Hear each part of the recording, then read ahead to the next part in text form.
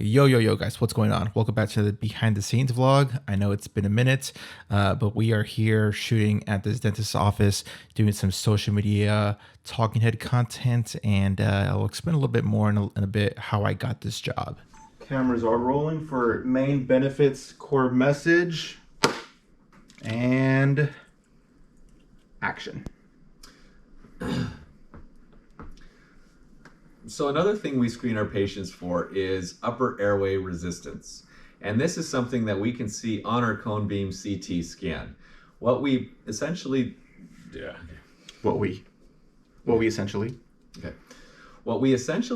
is, no, I didn't even want to say that. All right, to the top if you like. Yeah, let's just do the top. As you see here, this is the A7S III camera. I decided to leave the FX6 at home since I knew this is going to be simple talking heads, social media content. So the FX6 wasn't really necessary for me to pack. So I kept it simple with the A7S III. I have the small rig battery pack, and as you see here, also I have the Amaran 300C plus a lantern as my key light. I have the small HD Cine 5 monitor, Sigma 24-7 Mark II, and a variable ND filter as well. And for audio, I am using the Rode Wireless Pro that's laved up to the subject, and this is simple as it gets. So how I got this job was through a colleague of mine who's a local filmmaker here in the San Diego area. And he's doing a lot of adventure style content specifically for a surfer influencer, YouTuber, whatever you want to call it. And so he's pretty much traveling all over the world doing some dope stuff. And so he said, hey man, this dentist client of mine that I've been working with for the last 6 months, I no longer could fulfill what they're needing, and I immediately thought of you since you do a lot of this style content anyway. So would you like this connection? I said, hey man, more than happy to talk to these guys and see if we could work together. And this is, like I said, this is our first shoot day in the hopes of having a long-term partnership retainer. But I kind of pumped the brakes on that. I told him, hey man, before we commit to a long-term partnership, I would love to do a one-off shoot and still get my full rate and whatnot. So the shoot went well. They really love my vibe. I really enjoyed working with these guys. They're fairly easy to work with as well. We were set for a 4-hour day, 5 different talking heads, pieces of content plus B-roll. And I was pretty much out of there within like 2 hours and some change. So not a bad shoot day, and super easy work. We're currently on the post-production side of things right now, and I'm currently working with an editor to handle all these edits for me, but I did work on the first actual video, and I sent it to the client to see, hey, this is the style we're kind of looking for. Even though we had previously discussed what we're trying to do, I still want to have 100% approval for them before I actually send it to the editor. And so the editor knows what to do and how to pretty much replicate what I did. And so right at the bat, the clients really love the video. They actually love how fast of a turnaround it was, and they love how the lighting was specifically. And that's one thing that they wanted to prioritize, is have good lighting. It's something that they said that lacked on the previous videos that I've done before. So that's why I made sure to bring my 200C. And as you see in the previous frame with the talking heads, there's a lot of window and natural light going into the subject. So that was like half the job right there. And as you see here, I am filming some B-roll going handheld, still using the same setup, A7S III 24-70, and my external monitor. I do have my frame guidelines to make sure I have the vertical crop. And if you're wondering, why don't I just simply rotate the camera and shoot in true vertical? Well, client wants both vertical and horizontal edits. So there's that. Plus, I feel a lot more comfortable filming in horizontal anyways. Like even handheld, like this just feels really good for me. This is a good example where open gate would be very valuable to have in our cameras. But as of now, Sony has not budged into having open gate on our prosumer cameras yet.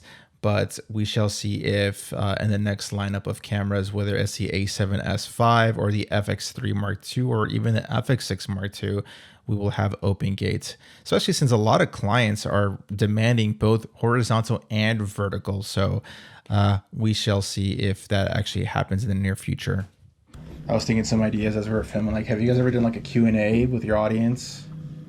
No. That could be like a Q&A video and pop the Instagram question from anywhere, and then you answer the question. Yeah. That's a good idea for a video. Yeah, for sure. Yeah. Keep a bank of all those. Exactly. Because we need them. Just ask it on your Instagram, like, hey, ask me any questions, and then use those questions. And then say for whatever reason there's not enough questions. Yeah.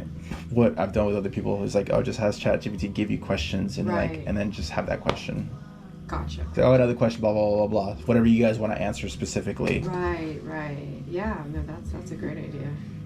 Because most people are just going to give you the most basic questions that everyone's answered before. So if there's anything specific you guys want to talk about, we could ask the prompt to give you a question. Right. Yeah, that's a good idea. As you just listened, I'm pretty much planting the seed in their mind that, hey, we are going to film again in the near future, and they're all about it. So sort of a little Jedi mind trick right there. So I'm always trying to think of ideas for future shoots and whatnot with all my clients. Actually, it's not just I'm just showing up and expecting you to tell me what to do kind of thing. Like, no, I'm trying to make your content better and trying to think of other strategies to help communicate your message to your audience. So that's something I've realized that my clients have appreciated, is that I bring ideas to the table. Sometimes they land, sometimes they don't, but they always appreciate that I'm always thinking outside the box for the content. And cut. Nice. That's gonna be it, guys. Hopefully you guys learn a thing or two, and yeah, man, good to be back on YouTube again. I'm gonna try to be a little bit more consistent. Been doing a lot of client work as of late, so business has been really good as of late. It's gonna be a busy summer for me, and I'm really appreciative of all the opportunities that I'm landing, and just working with some great people. Again, I got this job from a colleague of mine, so it's always great to connect with your local filmmakers, videographers, photographers, creatives, because you never know when there's a client that they can't work on anymore. They got to pass it to somebody else. So always treat people with respect and obviously be cool. And you never know what could happen. And same goes the other way. I am constantly passing jobs to fellow local creatives in my area. Funny, actually, when I was setting up for this shoot, I had someone call me for an emergency, like, hey, dude, I need a wedding videographer right now. Can you do it? And I said, no, I'm actually in a shoot. Plus, I don't do weddings anymore, but let me connect it to my other buddy. Call that buddy up, see if he's available. Unfortunately, he wasn't available, but he's like, I'm actually doing a wedding right now from a connection that you threw to me. So I really appreciate that. I just want to let you know. I'm like, damn, that's dope. But I ended up finding someone. I connected him to somebody else to do the wedding. So I'm always passing jobs left and right, man. Doing it in good faith. And but yeah, man, that's gonna be it for me. I just spieled right there for a few minutes right there. And yeah, I'll catch you guys later. Peace.